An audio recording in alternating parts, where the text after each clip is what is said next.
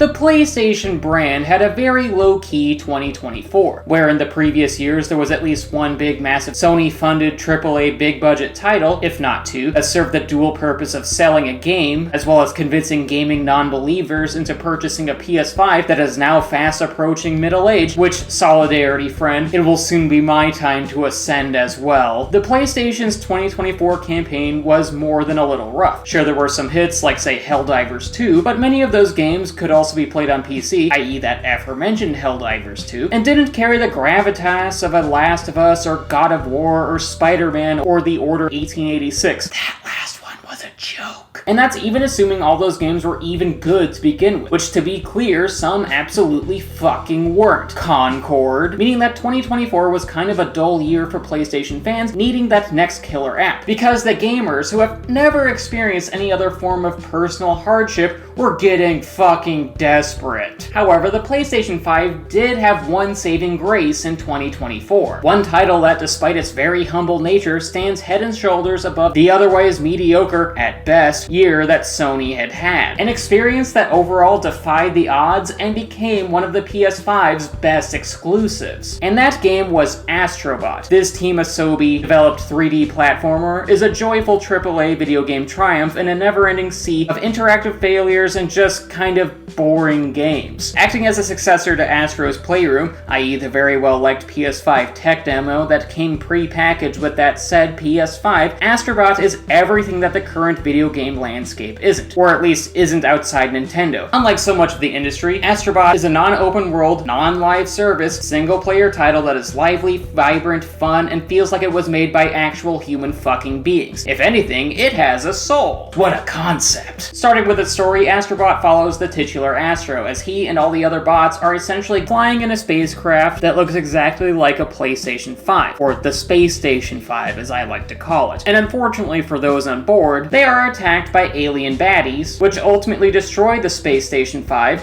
which causes all the bots, essentially people, in the ship to scatter across the galaxy. And from there, it's up to Astro to save them, to be their Jesus, rated M for mature. This narrative understood the assignment, which is good because it was due. Astro Bot is a cutesy mascot 3D platformer in the vein of Nintendo's iconic Super Mario series, and a whole bunch of classic video games that hit their apex in the mid to late 90s and early 2000s, meaning that the story is very light, but that's more than okay for this type of game, as in the best of circumstances, which Astro Bot undeniably is. The stories within platformers are generally just a soft motivator for the game as a whole, which, as stated before, is true for Astro Bot. Sure, Astro Bot's narrative structure is infectiously charming, but it isn't really the focal point, and honestly, nor should it, because the visual art style and the gameplay are rightfully in the driver's seat here. And to be clear, Astro Bot's visuals and gameplay are fucking great. The title features fantastic uses of the PS5 controller's uniquities, things of which are often underutilized in most titles, such as its adaptive triggers, where Astro slingshots himself across the map, or its motion controls when Astro utilizes a giant PS5 controller to fly into various worlds and maps. The game has ingenious level design that plays around with scale, movement, and obstacles. The title features a bevy of power-ups that give the player rocket boosts, ability to change size, platform placement, punchy gloves, magnets, no relation, and etc. The game constantly rewards the player for their exploratory curiosity, often revealing secret collectibles whenever the player ventures into an area not generally meant to be traversed upon. The boss stages test your twitch skills and creative thinking. There are sections of the game that are cutesy platformer takes on classic PlayStation titles that fundamentally alter Astro Bot's core gameplay for just those levels alone. There are secret stages that are unlocked through some good out-of-the-box thinking by the player, and finally there are particularly challenging stages that can really test the mettle of even the most seasoned of platformer enthusiasts, the type that are definite sadomasochists. However, Astro Bot's collectibles are quite possibly the best part of the game. If anything, they are a great reward for playing the title in and of itself and encourage the player to be resilient in the face of tough level design, because the rewards do be plentiful and scrumptious. And the collectibles, the ones that I and so many others adore so much, are robots, or just bots, which are fun by themselves. But the best bots are the robotic versions of classic and iconic characters from the history of PlayStation and important game franchises that have appeared on PlayStation, and also Deacon St. John from Days Gone. These bots include, but are not limited to, Joel and Ellie from the Last of Us series, Ratchet and Clank, Kratos, Leon Kennedy, Crash Bandicoot, Dante, Piranha Parappa the Rapper, the Traveler, no relation, Sackboy, Sly Cooper, and so many others. Hundreds, to be precise. And unlike on Twitter, collecting these bots into your followers on RoboCult Island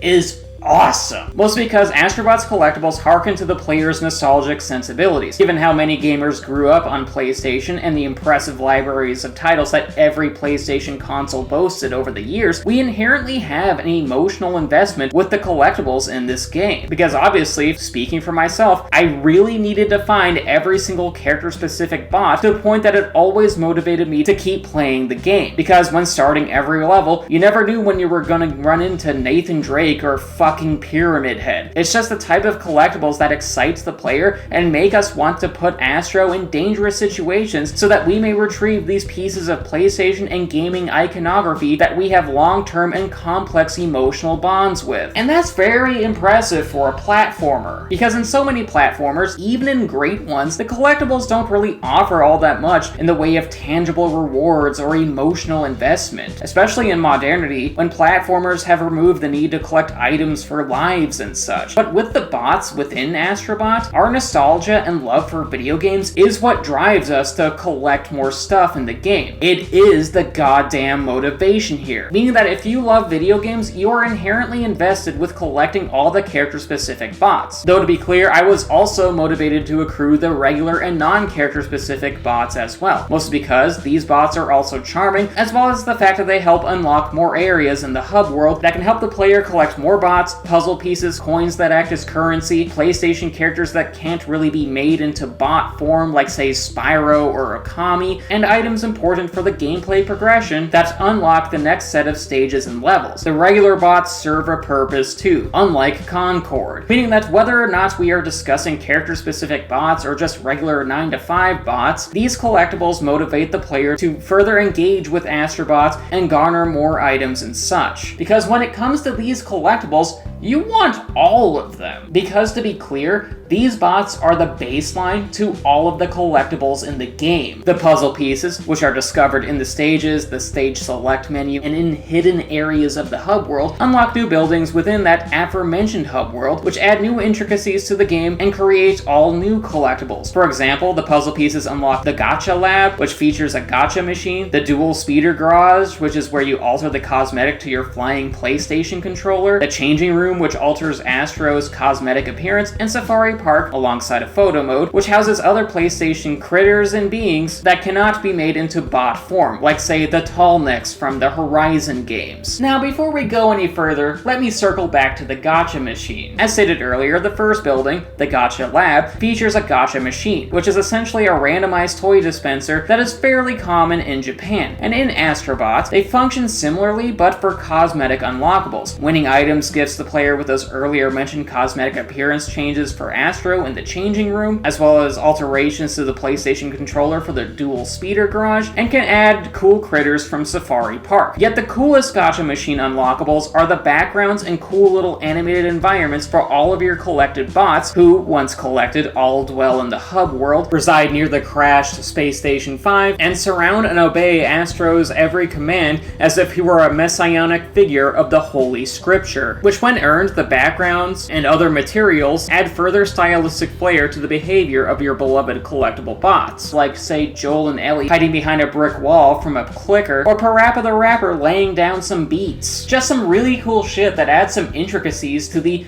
already fantastic collectibles. It just gives them even more personality than they already had, which was a lot to begin with. Furthermore, the great utilization of Astro Bot's coins, which is the in-game currency that the player collects throughout the game, only enhance the game's stellar collectibles. In fact, the coins the player earns throughout the game are exclusively used for the Gacha Lab, meaning that all the cool shit Astro wins throughout the title stems from and depends on a currency that actually matters to you. It's just not superfluous bullshit that you collect for the sake of collecting or for buying a minor buff. If anything, the coins are very important because the collectibles and their cosmetic upgrades are very important to you, the player, further harkening back to our sense of nostalgia and connection for these bots, costumes, and such, because the currency literally enhances the collectibles, and seeing as we love those said collectibles, gathering those coins throughout Astro Bot's various rewarding levels, puzzles, and platforming challenges actually has personal and symbolic meaning to us. And this meaning is an infectious sense of joy, or more specifically, the joy of playing PlayStation games. After all, Astro Bot is a celebration of the PlayStation brand and all the games that come with it, banking on our shared love for this brand and its storied history. It's a title that exudes a sense of adoration for quality level design, charming, vibrant, and colorful visuals, a character that is always happy and visibly and audibly excited to be present in this game, and yes, collectibles that have emotional and nostalgic meaning behind them. A joy that is ultimately reciprocated by we the player as Astro Bot transports us all to our happy place, both in terms of playing the game and by remembering all the cool shit that has been featured on PlayStation consoles for 3 damn decades now. There's just a lot to love about Astro Bot, all to the point that it's easy to see why Astro Bot is one of the PlayStation 5's best reviewed games. It's easy to see why it won Game of the Year at the very prestigious Dorito Awards. And it's easy to see why I believe that Astro Bot is the best 3D platformer since 2017's Super Mario Odyssey. No relation. Meaning that Astro Bot is a landmark gaming experience that will be held as one of the gold standards of modern 3D platformers. A true win for people who hold this interactive medium near and dear to our hearts. A true win for the PlayStation brand that desperately needed one in 2024. If anything, Astro Bot is a love letter to PlayStation iconography, and seeing as most people playing this game are also enamored by PlayStation's history, it's easy for us to love this game as well. Meaning that while Astro Bot might technically be out of this world, it emotionally hits home. It ultimately captures our heart.